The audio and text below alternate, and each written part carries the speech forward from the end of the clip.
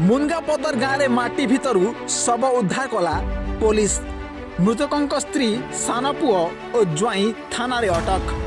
कोकोसरा block आम्पाणी थाना मुनगापदर ग्राम में जड़े व्यक्ति पोता जाइथिबा शव को पुलिस माटी भितरु काढ़ी एवं हत्या संदेह करी पुलिस मृतकों स्त्री पुओ और ज्वाई को थाना रे अटक रखिथिबा बेले बड़ पुओ फेरार होइथिबा जणा पड़िछि।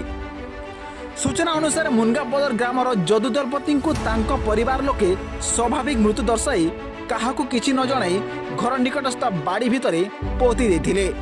ए संपर्क में शनिवार आम्पाणी थाना पुलिस खबर पाइबा परे थाना अधिकारिणी विजय लक्ष्मी हिकक सदल बल सहित घटनास्थल में पहुंची प्राथमिक तदंत आरंभ करथिले।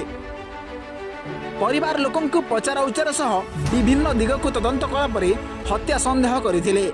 यापर मृतकों स्त्री सान पुओ और ज्वाई को थाना रे अटक रखी पचरा उचरा करा जाउछि। अन्यपटे मृतकों बड़ पुओ फेरार होइथिबा जणा पड़िछि।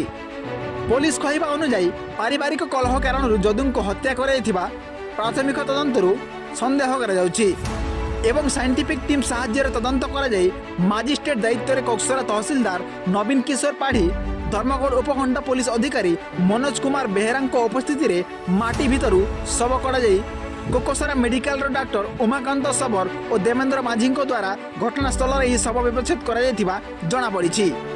तेबे आम्पाणी थाना रे एक मामला रुजु होई अधिक तदंत चली थाना पक्षर सूचना मिली। ब्यूरो रिपोर्ट विस्तार खबर।